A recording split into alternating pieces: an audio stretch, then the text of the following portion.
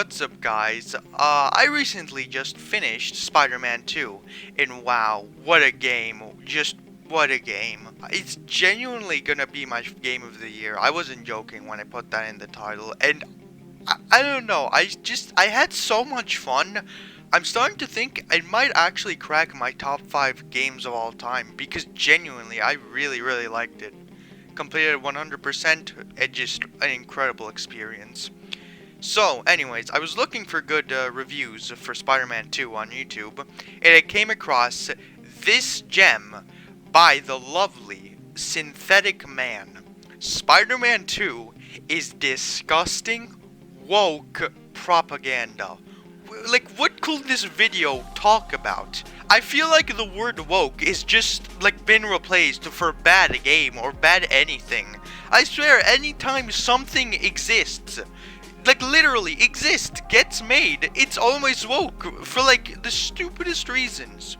So I just wanted to talk about this video and talk about it's wrong in so many fucking ways.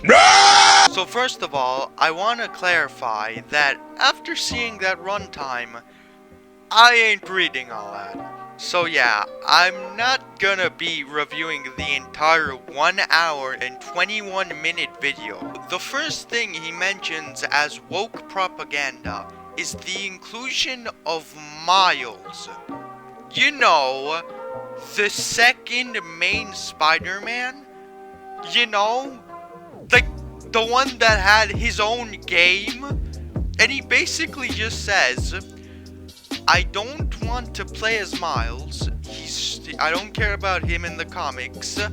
And Peter is a genius. He can make his own gadgets. Now, I'm not gonna be stupid and say he's racist, because I don't think. I really don't. Like, I could be, but like, I'm not stupid. I'm not just gonna say something is racist for not liking a character. And by the way, can I just say, you cannot like Miles. It's fine if you don't like him. It's fine if you don't like Spider-Man 2 as in general, okay? I swear, I can't just say that enough.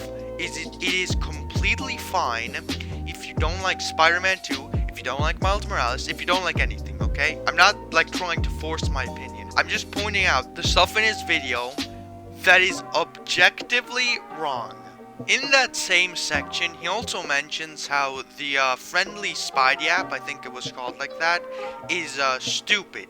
If you haven't played the games, basically the friendly Spider-Man app is basically an app that lets you access different side quests in the game. Now, he says that instead of these side quests involving like fighting supervillains, fighting like robbers or people or like murderers or stuff like that, you help out people with trivial shit that they could do on their own. I feel like this guy has completely misunderstood the point of Spider-Man. I get it, you know? Like, Spider-Man is a superhero. He fights crime, he fights bad guys, and that's completely fine to expect that from a Spider-Man game. But what's his nickname? The friendly neighborhood Spider-Man. While Spider-Man, of course, fights bad guys, he also helps out other people with their small jobs, with their small problems. And there's nothing wrong with that. Again, he's a friendly neighborhood Spider-Man. He's supposed to be the superhero that maybe helps normal people. Like, think of Batman or someone like that. This is the first thing that can come to mind. Batman is always shown fighting supervillains, and I'm not trying to like throw shade on Batman or something like that. I'm just saying, Batman is a literal millionaire. He is a superhero. He is a millionaire, which doesn't make him too relatable. And in my opinion, the fact that he just fights crime is fine, of course. Again, he's a superhero. I'd expect that from him. But what really elevates Spider-Man for me is that he helps out people. He's not just fighting crime. He's helping people because he's a friendly neighborhood Spider-Man. That's why I like him so much. He's not just a superhero. He could be any ordinary guy. It really does give him that human quality, that type of even relatability, you could even say. In the next segment I want to talk about, he basically starts ranting.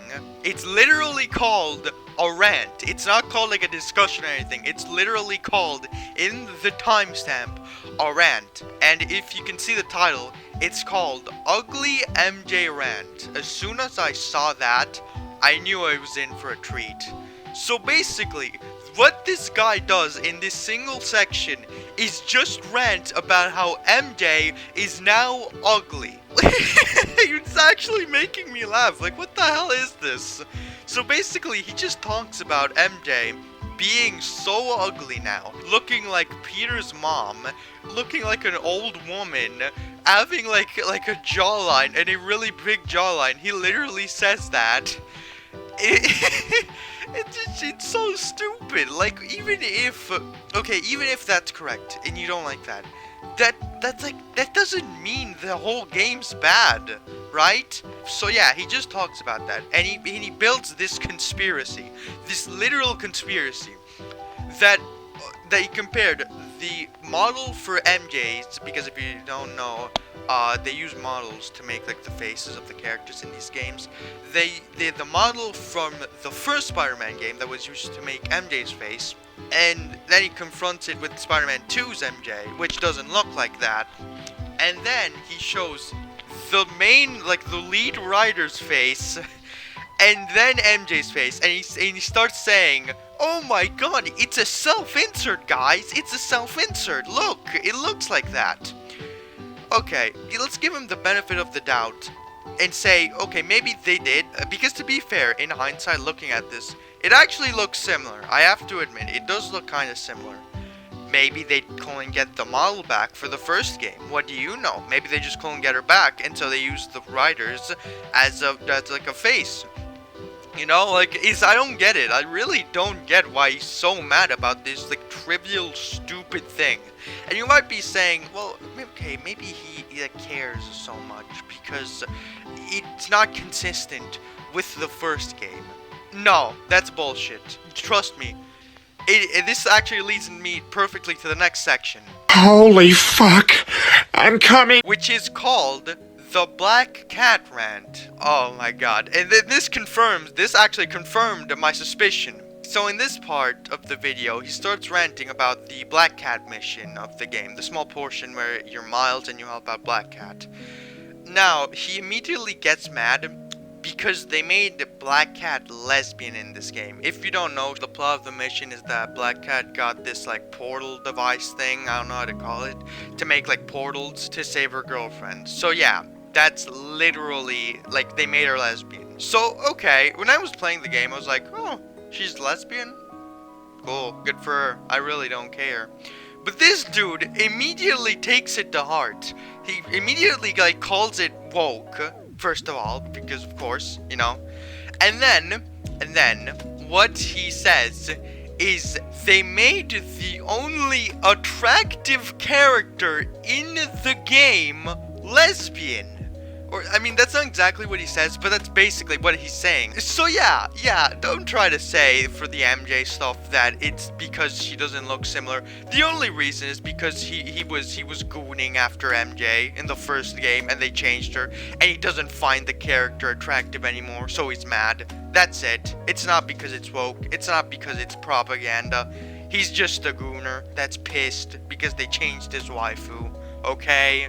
Come on, seriously. I want to say also, this is a really important thing I should have probably said before. Don't go and harass this guy. That's the last thing I could ever want for people to get harassed. I hate harassment. It really pisses me off. So please don't harass him. I'm really praying you. Left me broken. Now, this wasn't like something that he exclusively said. I've seen this as like an argument in the Spider-Man 2 community for a while for this game. How the MJ missions feel too glorified, I guess, and how her gun is too overpowered. So basically what they did was that in the first game, people had complaints how the MJ stealth missions just weren't fun. And basically, what they said to counter this was that they gave her a shotgun, or at least in the first levels, it's a shotgun. And what you can do is basically you can run towards enemies and shock them, and they die. So basically, I think they actually improved the missions, because in the past, you just sneaked. You're just sneaking past enemies, and that's it. So I really think they just did this for gameplay, and I liked it, honestly.